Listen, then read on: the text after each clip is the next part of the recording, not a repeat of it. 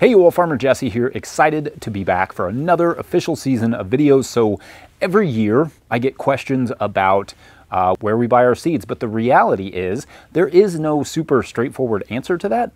We buy our seeds from a few main places, but also some smaller regional places. What about things like, I don't know, potatoes or a cover crop seed or microgreen seed, onion starts, strawberry plants, other plants. In today's video, I'm going to give you a peek behind the proverbial curtain to give you an idea about how I and other growers who do this whole farming thing for a living acquire our seeds. And I'll give some general guidance on how to find the best places to support your scale, because the purveyors that we use may not be the same as what you need. So let's do it.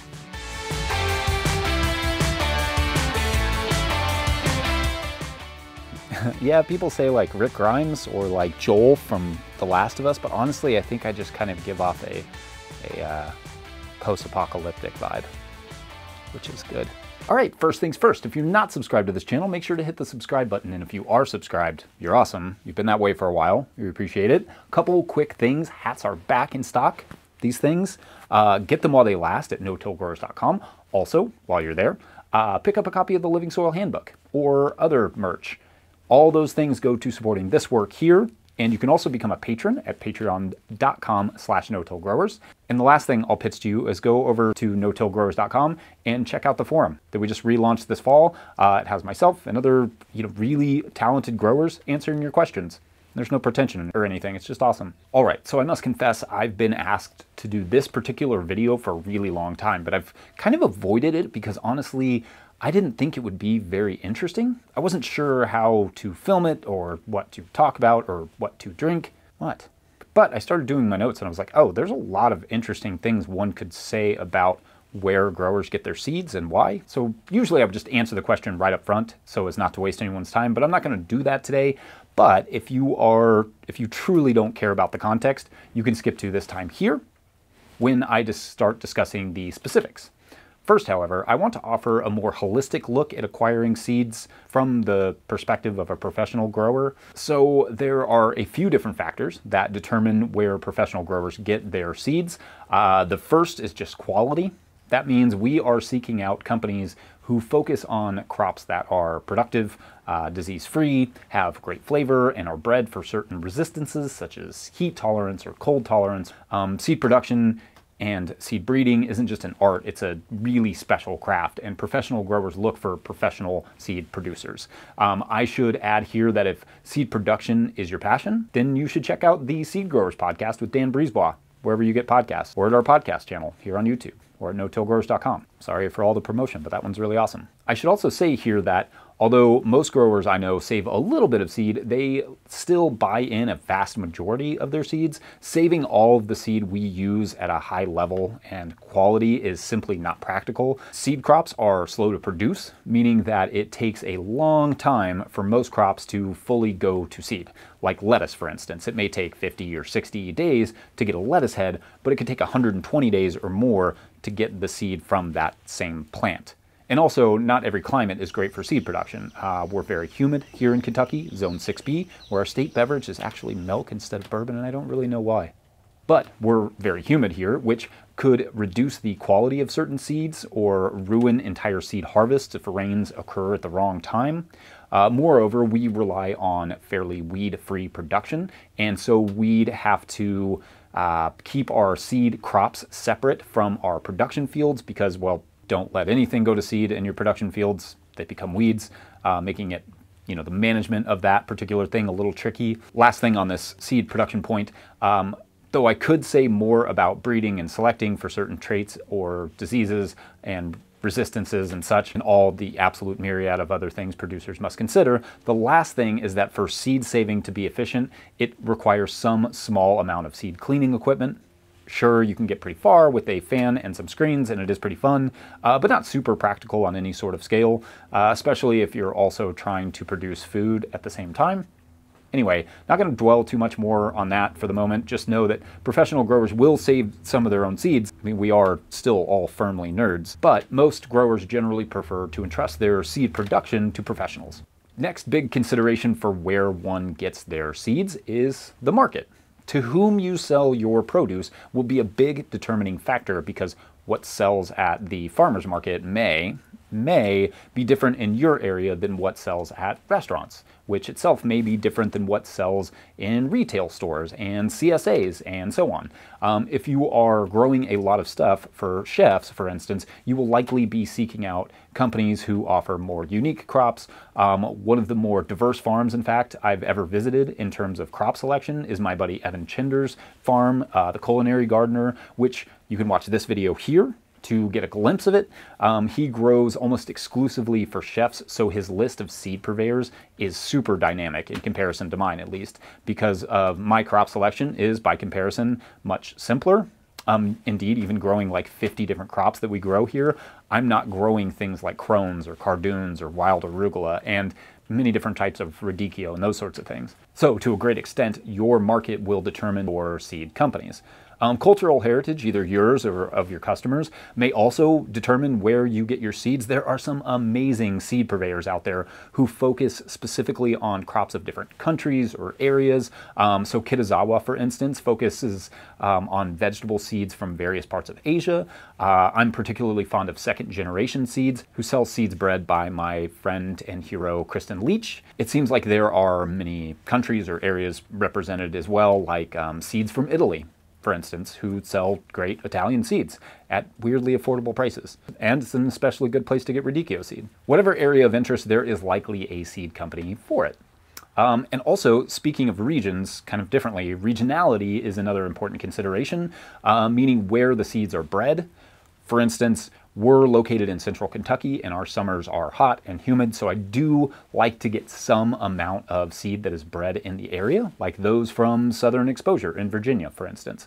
If I were living in the mountains, I would probably support someone like Wild Mountain Seeds for a lot of stuff, and they're in the mountains of Colorado, and they breed a lot of stuff specifically for high altitude. Or if I was in the West, maybe I would support more folks like Buffalo Seed Company or San Diego Seed Company. Now, I don't want to pigeonhole these particular growers to just being regional seed producers. Their seeds can be grown wherever, but if you are in one of those regions, it's not a bad idea to seek out one of those regional growers, or two. You may find that they have everything you need, or at least a few things you can't get anywhere else. And I haven't even really listed a fraction of the local regional seed producers here, so make sure to add your favorites in the comment section. Last thing I'll say before I break down my personal seed list is that whether or not you are certified organic makes a huge difference where you're going to get your seeds. If you are certified, you have to either buy organic seeds or show that you have searched at least 3 sources to find the seed you want organically. So if there's a seed you want, and you have to prove that you can't find it organically, at least within 3 different sources that you primarily use. That makes sense? We buy primarily organic seeds because, well, we're certified organic, but organic seeds tend to perform better for us because we farm organically and not synthetically, and so they are bred for organic farming.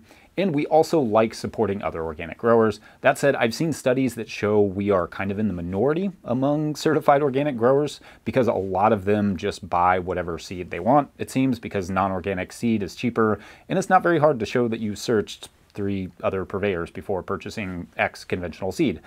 So that's fun.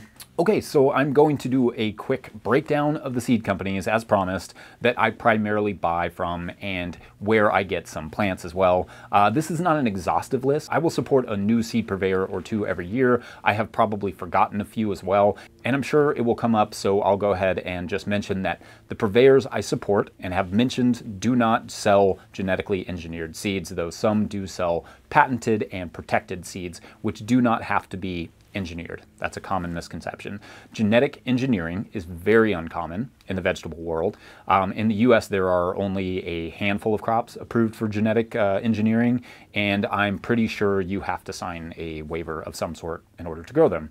In short, if this is a concern for you, fear not, you are not going to wind up with genetically modified seeds by accident. Okay, so my main 3 seed purveyors have more or less been the same for the last 10 years or so. I get the bulk of my seeds from Johnny Selected Seeds, High Mowing Seeds, and Fedco Seeds. Again, being certified organic, we are supposed to buy organic seeds, and these 3 companies provide a lot of options there. Johnny's is fast, and the seeds are very reliable. High Mowing is exclusively organic seeds, and the quality is likewise very high. Fedco has a few seeds I can't find other places, like Jetstar, tomatoes, one of our favorite slicing tomatoes. The bulk discount at Fedco is really solid too, so you can get together with other growers and place a big order and everyone gets a discount, which is cool.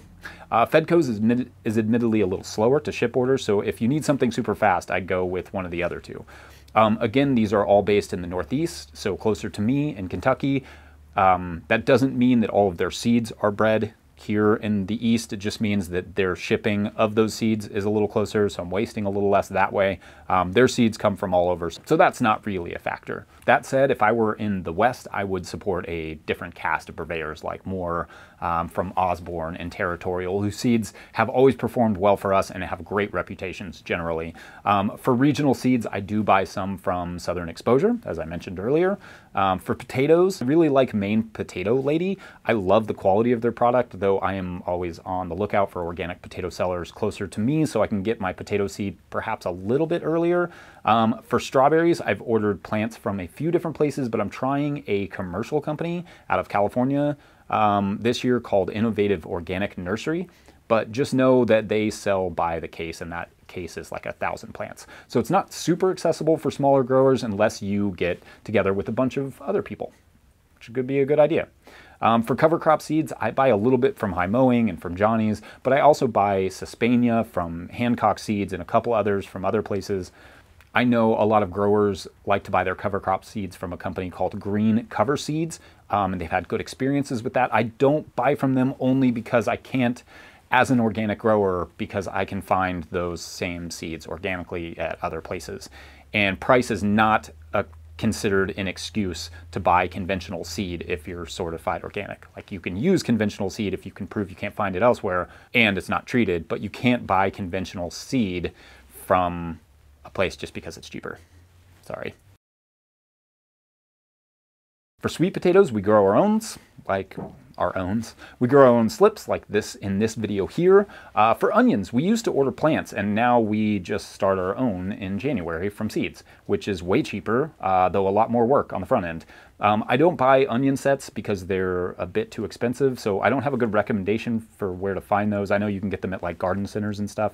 For microgreen seed, I pretty much only grow pea shoots, so I usually throw a 40 or 50 pound bag on with my Johnny's or High Mowing orders, but a lot of growers swear by Mumm's sprouting seeds for micros. I've also heard that True Leaf Market Seeds is another good one. I actually heard that on the No-Till Growers Forum, so you should check that out. You get a lot more information than you may in a YouTube comment section. Obviously, I don't buy seed from other countries, so feel free to add some of your favorites outside of the United States or inside, wherever you buy your seeds, and anything else that I missed. Otherwise, I've been talking for what feels like a couple hours, so I'll end it there. I hope that was helpful. It's going to be a fun season of videos. If you haven't picked up a copy of the Living Soil Handbook, or some merch or a hat, go to no-tillgrowers.com and do that. Helps support what I'm doing right now. Otherwise, thanks for watching. We'll see you later. Bye.